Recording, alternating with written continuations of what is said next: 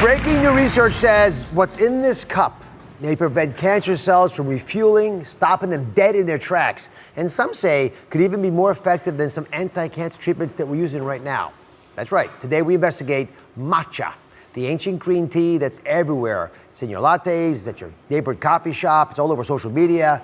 But can this super green tea be used to fight off cancer? Standing by backstage is our matcha test lab with Chef Ming Tsai, with some audience members who are matcha skeptics. And there are quite a few out there. And I've got top cancer prevention expert, Dr. William Lee. And before we get into how it tastes, let's dive into the new cancer headline. So what excites you so much about this? You've spent your whole life reviewing this kind of research. Well, there's new research from cancer specialists in England that have actually shown that matcha has the ability to fight breast cancer. And so when we normally think of matcha, we think about a tea that's good for our heart and good for our metabolism. But this one actually shows that you can actually tackle breast cancer by attacking its stem cells. It's stem cells. That's right. Cancers have stem cells. So cancers have stem cells. They're like tiny little baby cells inside a big tumor, and they're responsible for making more cancer cells. All right, and that's probably the reason that you can't always kill the cancer, right? You give chemotherapy, when it comes back, if you get a recurrence, some of these cancer stem cells might be causing that. So I'm standing actually inside of a cancer. And right in front of me is one of these cancer stem cells. And you see there's machinery in there that's moving around. So walk us through how drugs kill these cancer stem cells, but how matcha might also. Well, these cancer stem cells are really the holy grail for cancer research. We're trying to figure out how to get rid of these things because these little gears that are actually turning are making more cancer cells. In fact, they actually help cancer come back after treatment. And so one of the things that we want to be able to do is to find ways to interrupt with the fuel and the metabolism of these cancer stem cells. And matcha does that. That's right. The new research actually shows that matcha cuts off the fuel lines inside these cancer shrivel. stem cells. Did you all see them shrivel down? And that's a big issue. Imagine if you can kill off the baby stem cells, they're going to lead to the big cancer cells. That's right. So they can't function, they shrivel up, and they actually die. And that's actually one of the big breakthroughs from this research. What's important to keep in mind is that, like cutting off the fuel lines for a car, it'll run out of gas and it'll come to a dead stop. The real question is that, does this actually happen in real life? And so this research was done in the laboratory with cells growing in petri dishes, not in women with breast cancer. So a lot more work needs to be done to see if the same thing will actually happen in patients with breast cancer. All right, but it's a clue, and it's being researched. So all of these give new bits of information to us to help us take care of so many of you who are suffering from cancer. So if you're going to get the benefit, how many cups of matcha do you need? Well, I love matcha, and I do drink green tea every single day. I will go for that matcha whenever I can get it. And so I recommend drinking 1 cup of matcha if you love the flavor.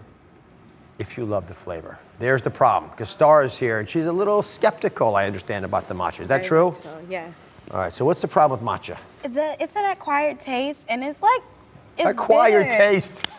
Damning with faint praise. It's bitter. The aftertaste is not good. It's very grainy. Yeah, it's like eating grass a little bit. Yeah. Yeah, that's a complaint that everyone I know frankly says. Actually, Chef Ming Tsai is backstage in our test lab looking for ways of making it more accessible. Chef, you back there? Yeah, right here, Dr. Oz. How's it going? We're fantastic. How are you?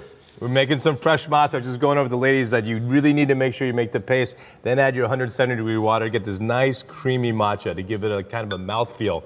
And it actually makes it taste a little sweet. It is bitter, but when you do it the right way, it's definitely tastier. So if I don't ask this question, I'd be criticized. Do you personally have a problem with the taste? You, Ming Tsai, the famous I do chef. not. I love matcha. I drink matcha every day. I think the taste is great, but you can also take it and cook with it. You can make smoothies out of it. You can make savory dishes.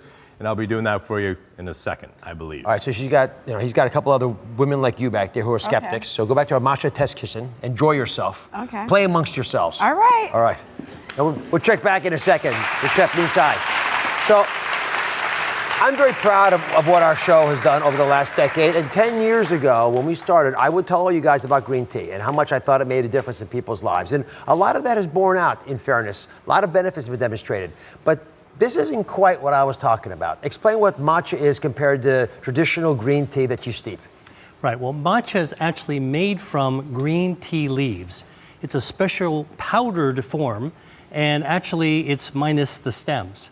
And so the health benefits of both matcha. So these are the actual leaves ground up. That's right. They're all ground up into a powder. And what's this? And this is actually whole green tea leaves in a bag. Matcha and green tea both have a natural chemical called EGCG that's responsible for their cancer-fighting properties. And the thing, though, is that matcha has a lot more EGCG. Let me explain. When we're making tea, go ahead and pour that matcha powder in, and I'm going to put this tea leaf, the whole tea leaves in there, and I'm going to steep it. But a lot of the bioactives are left inside the tea leaf.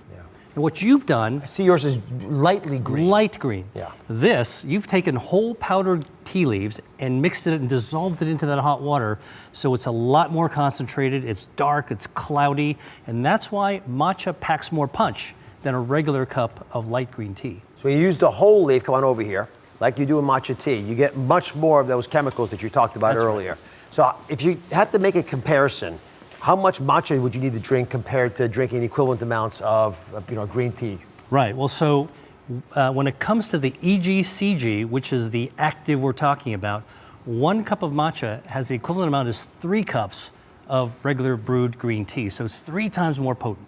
And I heard about probiotics being in teas, which I never thought was possible. I thought teas might kill probiotics. Yeah, well, this is what we're learning. This is what about the research. We're always learning new things. What we now know is our gut bacteria, our microbiome, protects us against cancer by lowering inflammation throughout our body. And drinking green tea like matcha helps our gut grow the right type of healthy bacteria that fights cancer. Guys, are you interested in this stuff? It is fascinating that ancient ideas can come back and help us. So up next, the ultimate matcha drinker's guide. How much matcha is really in those matcha lattes and the ice cream, which I know you're getting matcha ice cream. We'll find out about that, plus how to brew the best cancer-fighting cup of matcha at home. Stay tuned. Today we've been investigating matcha.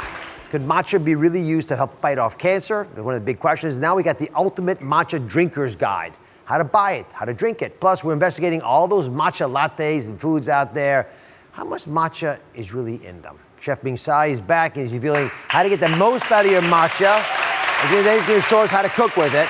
Well, let's start with the buying part, right? Yep. So not all matcha is created equal. What do you look for? So there's really different grades. The go-to is made in Japan. Right? It says made in Japan, you're good. Because the Japanese have the highest grade of matcha. They've been doing it for over thousands of years, and they've perfected the process. So they actually took the seeds from China, which they've done with lots of other products, and made it better. And because of that, it's pure and it tastes better. Nice. And so you look for that in the bottom. That'll be in the corner there somewhere, but then it says all this stuff. Yeah, so ceremonial is the best, right? I actually cook with ceremonial. It's just like don't drink cooking wine. Don't cook with cooking wine either. Cook with good wine. So cook with the ceremonial. All right, ingredients, what to look for. And this is a classic. You can buy all these canned matchas and stuff that comes in bottles. They have so much more than just matcha. They have sugar, unfortunately, sometimes. They have brown solid, they have rice, they have all these things that you actually don't want. And by the way, it has to say matcha. Matcha is one product. It's green tea, period. There should be nothing else but matcha. This should be just matcha. Here. And the only thing in first. Ingredient should be matcha. All right, and all this explosive growth of matcha products. Matcha ice cream, which I see lots of restaurants now. There are matcha cookies, drops, matcha lattes. Yeah. I mean, everyone is selling these things. How much matcha is in these products? 50% max. Some of these may have 5% matcha. Some of these probably have green food coloring. I mean, I'm looking at this. Yeah. And I bet you it's at least 50% sugar. We make our own matcha ice cream at the restaurant. It's delicious. It's made of real matcha. And of course, it's sweet. But food coloring is something I always try to avoid. Yeah. And again, read the label. Everyone knows, they should know that the first ingredient is the highest concentration. So if matcha is the last ingredient, there's not a lot of matcha in there. Well, you may not have those food labels in restaurants. Just be careful. Make sure you know what they're putting in these things. Okay, let's talk a little bit about the best way to make it. Dr. William Lee is back. Matcha, very interesting. It's normally whisked, right? Normally you got to get a little whisker. Actually, you sent me one of these once. Little whisker like this. And you whisk, and you put the water in first, obviously. But you have a hack, because I got to say, doing this, it's like having a tea ceremony. It takes a little bit of time, and you got to drink it right then. And you need a special tool. Yes. I have something better. I call it my all-in-one matcha shake, and it's done cold brew style. Cold? Cold brew. How do you get it to dissolve? So matcha is one of the actual teas that you can actually use cold water to start. So all you need is about a teaspoon or so of matcha in a mason jar. Add some ice cubes, a handful of ice cubes. Just put the powder in here. Let's put the powder right in there. Put some ice cubes in there. And go ahead, let's go ahead and put a little water in there. So this is just cold water, not hot water. We'll put some in there, just, and then cap it up, seal it up tightly, and then what you do is you shake it about 30 seconds, just back and forth this way. Oh, you don't need one of these. No. You're not making no Tom Cruise. castanets, no Tom Cruise. Don't flip it behind your back. Just shake it back and forth. And then what happens is that the ice cubes and the shaking actually dissolve all the green tea. So after about 30 seconds, you wind up actually having this really nice, beautiful iced matcha drink. And the best part about it is that you can drink it right from the jar. Dr. Lee, this is brilliant. I actually stopped drinking it for a while because I didn't want to have, this instrument gets dirty, I don't want to clean it. I'm anal retentive about these kinds of things, and it takes a while. This I could actually store it and drink it. Cheers. I like it. Dr. Lee. Now, Ming, early experiment in our matcha lab, you wanted to figure out ways of getting us to be able to enjoy the matcha in a healthy way. So you made two specialties for us. One is your smoothie. So first one is a mango ginger matcha smoothie. Before you say anything, I'm gonna tell you right now, I've got the skeptics in the front row there. Right? And those skeptics, they're gonna be grading you. Good. I love it. So very simple. It's mango, but you can buy mango frozen. Okay. So that's my ice. Mango, matcha, ginger. Watercress. I love the little bit of that, and then almond milk, unsweetened Ladies, almond go milk. ahead and taste. So you dump it all. This is the easiest recipe. You dump it in. It's minced ginger. You dump the matcha, and then you dump the watercress, and you buzz it. That's it. That's it. And you get this when you're done. All right, let's see how this compares to Dr. Lee's concoction that he had me do. I'm not gonna say anything, but I want some honesty over there. You guys started the show not liking these different matcha dishes. What do you think about this? I like the ginger in it. It's very tropical. Very, sorry, Star? Tropical. The mango gives it Tropical. a kick. Oh, we moved to brings- tropical it now. brings the sweetness. Pretty good, Star. That's why your name is Star. Yes, It from brings the sweetness disdainful. levels up. It do. And it Disdainful doesn't to leave. tropical. It doesn't leave that unique taste on your tongue. Right. It's not as earthy. Right. Yeah, we have one voter left. Very smooth and tasty. Oh, God. I want to drink the whole thing. You like that? This is a home run. This is how you want to drink your matchas. It's brilliant. Dr. Lee, taste this if you don't mind. So Yeah. I'll pay you back for your Well, little... tell me what you think. He'll like it. Believe me, I know his taste buds. This is good. If you like... Delicious. Isn't it? Fantastic. This is Thank great, you. and it's so good for you. Okay. It is. All right, so this is a really simple dish. This is ground sesame seeds I just ground into a flour. Matcha tea, a little white pepper, also ground, and a little kosher salt. Just regular, just like you showed us, you just get the regular matcha tea. Yep, Okay. matcha tea. And then here I take and I literally roll the salmon in this. I mean, it's basting. It's like a Simon Spa. And then Right. this is called a tataki. Tataki means you just sear it lightly on all four sides, which is what I have right here. So that's done. Look how nice and green that looks. So now what we're gonna do is just do some beautiful tataki slices like this. See that? You know, I could actually make this and show off to my wife, You could totally make this. who is positive that I don't know how to do anything.